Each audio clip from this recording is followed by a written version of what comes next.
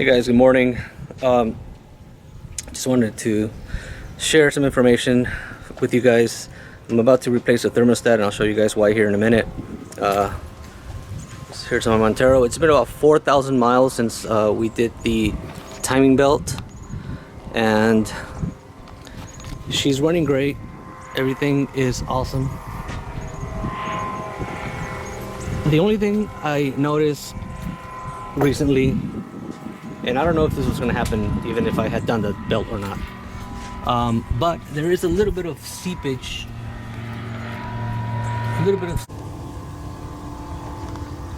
there you can see a little bit of seepage right there, coolant seepage. So I got a new thermostat for it. I don't want to just get the gasket. I just got a new thermostat at Cerritos Mitsubishi, and I'm gonna replace that right now.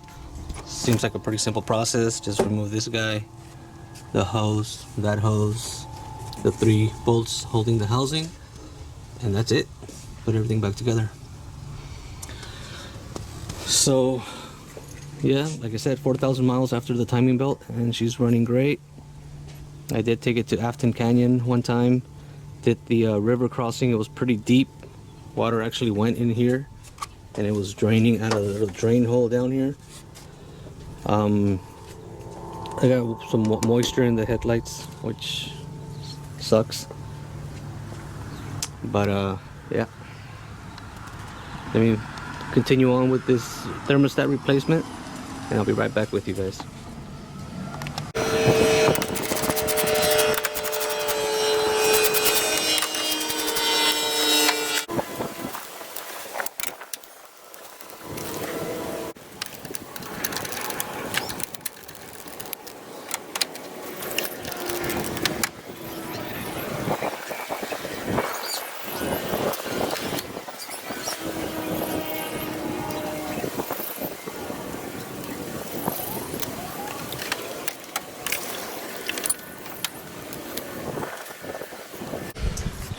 Alright guys, so check it out. It's the first time I've ever removed the thermostat on this vehicle, and you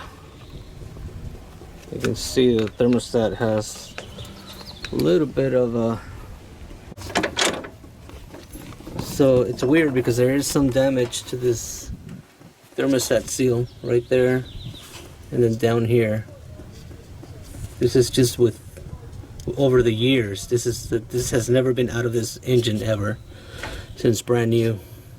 So, and then you can see here some of the area where the seal was kind of screwed up.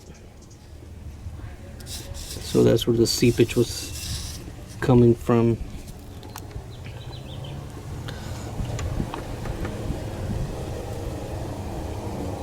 So thermostat was still working, but it's just seal and it was just damaged.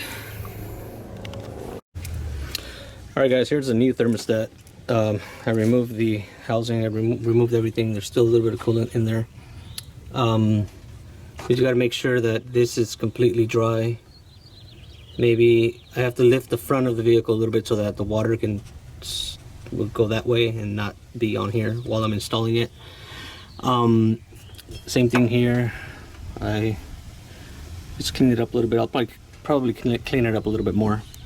And then the thermostat is here's a new one. Got it from Cerritos Mitsubishi, and you're supposed to install it with this little valve, little jiggle valve they call it, at the 12 o'clock position. So it's got to end up at the top, and just make sure the rubber seal is clean and straight. And the bolts that hold the housing on there are supposed to be torqued at 12 Newton meters, about 102 inch-pounds. So let me go ahead and proceed with that. Alright guys, thermostat is completely installed. Everything is normal.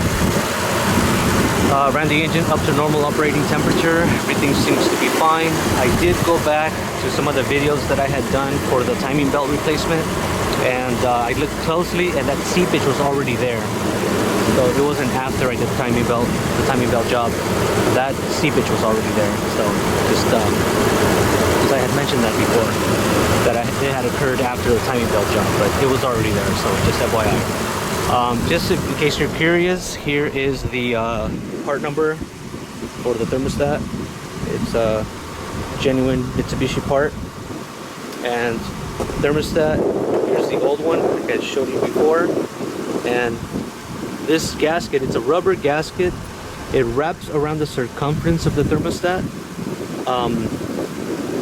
This is the original thermostat on this vehicle since I bought it, since I had it brand new, and it has some deterioration and corrosion on there. So I needed a replacement. It made sense that it had seepage on either side of the housing there. So needed replacement. Thermostat itself was working properly. I could have just replaced the gasket and it would have been okay, more than likely. But I just bought the thermostat kit at the dealer and it was like 30 bucks. I figured might as well get a new thermostat in there as well. So this concludes the video for the thermostat replacement. Very simple job. Just remove the air duct here, this part. Remove the top of the fan shroud and remove the upper hose on this side. And the housing, very simple, 3 bolts. When you put the fluid back on there, obviously you have to loosen these guys so you can bleed the system, make sure no air bubbles are in the cooling system.